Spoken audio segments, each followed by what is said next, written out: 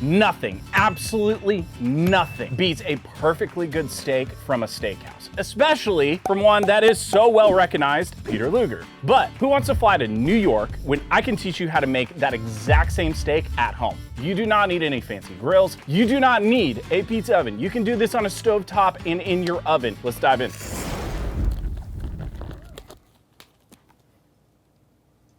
I've been to Peter Luger's twice, so I'm qualified to talk about it. Making a Peter Luger style steak is really not that difficult. There is one key caveat, and this is going to bug the steak purists out there. They dry age their steaks for a very specific amount of time, and they use very specific breed of cattle. I don't have that breed of cattle. I'm not dry aging my steaks. People are gonna be like, well, it's not a Peter Luger steak. I don't care. You can get the dry ager, you can do all the things. You can spend like $5 grand on a dry ager. Nobody in their right mind at home is going to try and do that. You don't need their expensive oven. You just need some really good steaks and a cast iron skillet. I have some very large cuts of steak because I thought it would look really cool on camera, but you do not need that large of cuts of steak. But I have a absolutely beautiful porterhouse steak, same cut as a T-bone. You're gonna have your filet on one side and then your strip on the other side. It gets called a porterhouse because the filet is actually large, whereas a T-bone doesn't really have much filet on that side. This is fantastic because you get both cuts. You get tender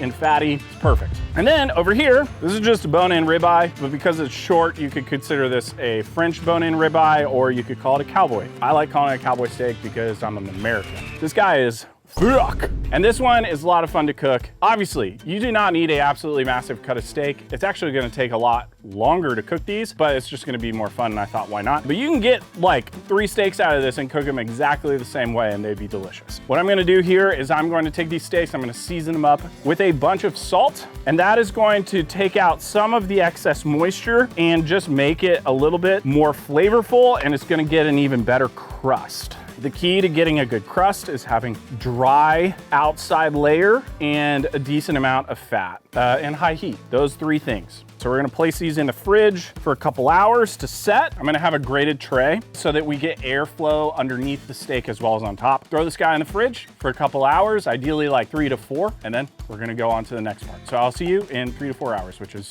like 5 seconds for you. So, bye. We have our beautiful dry aged, or no, what did I just do?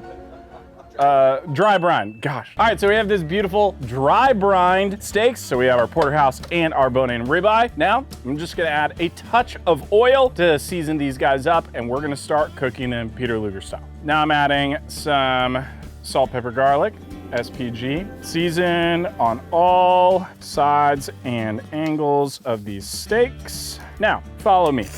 First things first, you do not need to do this with some expensive pizza oven. You can do this in your oven at home inside where it's not so sweaty and not so hot. Super easy. You're gonna crank that thing as high as it can go. Most ovens can only go up to about 450. That's plenty, totally fine. This is the only difference. I'm gonna sear it off in the oven, but you can just sear it off on a cast iron right on your stovetop or on a grill. I have this beautiful flat skillet. I'm gonna add in just a little bit of oil. This is gonna help get a nice crust. Nice and smoky. Now we add on our steaks. My absolutely massive bone-in ribeye, porterhouse. Add it back into the oven. If you're doing this at home on your stovetop, you're just gonna get 2 skillets or 1 skillet, depending on how much meat you wanna have. You're just gonna sear these guys off on a ripping hot skillet. Just make sure to open up some windows because it might smoke out your kitchen. Let's flip these guys. Starting to get some crust, not bad. Now don't worry, you don't need a full crust quite yet. We're gonna get more crust very soon.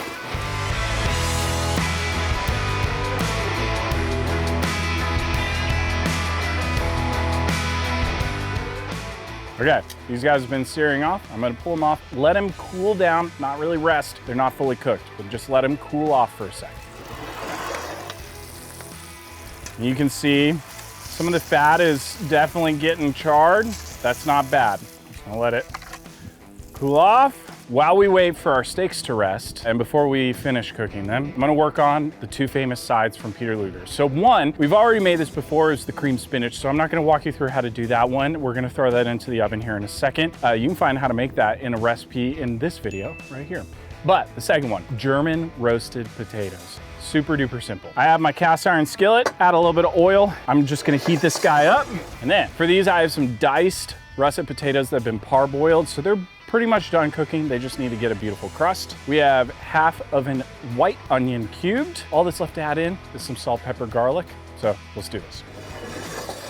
We're gonna add in our potatoes. Potatoes. Add in our onion, a heavy hand of salt, pepper, garlic. I'm gonna add a little bit more oil over the top, and then we're gonna mix. Now I'm gonna flatten this out as much as I can. Throw this into the oven. We're gonna cook them for about 5 minutes until they get a nice crust on the bottom, and then we're gonna flip them around a little bit. This is just roasted potatoes, basically. Now, this is cream spinach. This is frozen spinach that we mixed together with some finely diced onions, some garlic, some heavy cream, a bunch of cheese and a little bit of cream cheese. Adding it into a cast iron skillet. I'm gonna get a nice little crust on the top, throw this guy into. I'm gonna let it cook for, I don't know, like 30 to 45 seconds to get like a decent little crust. And then we're gonna check on our taters here. Stay tuned, this is gonna be an epic meal.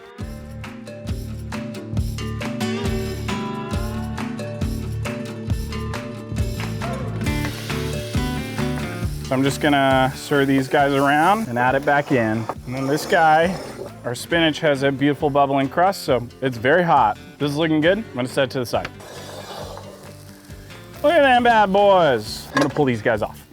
Now, the main event, let's finish the steaks. We have some steaks that have beautiful crust on the outside. So I'm gonna take this porterhouse and I'm gonna slice it off the bone. Now remember, these should be pretty freaking rare, like basically blue. You can see, blue rare. That's what you're shooting for. You want it to be extremely rare. And then from here, I'm gonna cut them into about thumb-sized steaks or slices. This guy,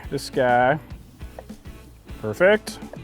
All right, now you can use any size skillet that you want for this. That just needs to be like room temperature or cold skillet. These are like classic fajita skillets. That's what I like to use when I make Peter Luger style steaks. So add the bone, gonna offset it just a little bit so we can fit everything on. Now I have some beautiful melted clarified butter with some grated garlic. I'm gonna take this guy, pour it over the top of our steaks right here. Now I wanna get these steaks packed in as close as possible to each other. I'm gonna spread out the garlic. The reason why you wanna get the cuts as close to each other as possible is that the sliced side will start cooking, which kind of defeats the whole coloring purpose and it just doesn't look as pretty. It doesn't really ruin the meat at all, but it just doesn't look as pretty. Now, from here, we just throw these back into the oven. It's not an exact science. 3.5 minutes for this guy to get to a medium rare, and probably 2.5 minutes for this guy to get to a medium rare, but we'll see. Honestly, it really just depends on how hot your oven is. Let's throw them in.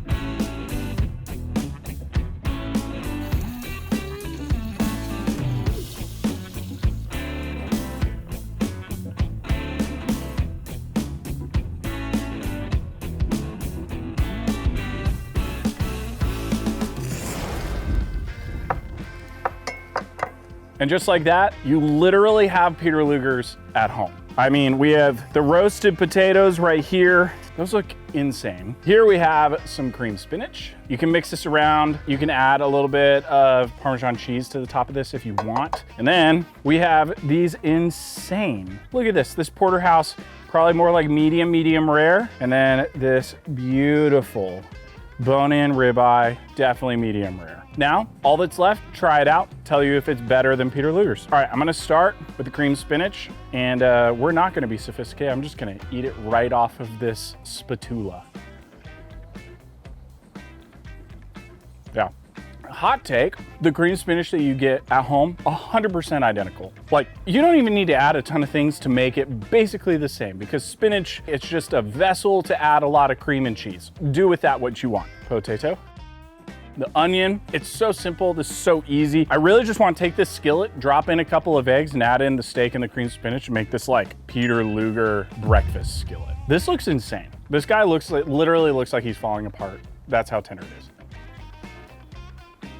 Like, so impressed with how good that is. Having been to Peter Luger's multiple times, you wouldn't know the difference. Now, you can make this at home and it is just as good.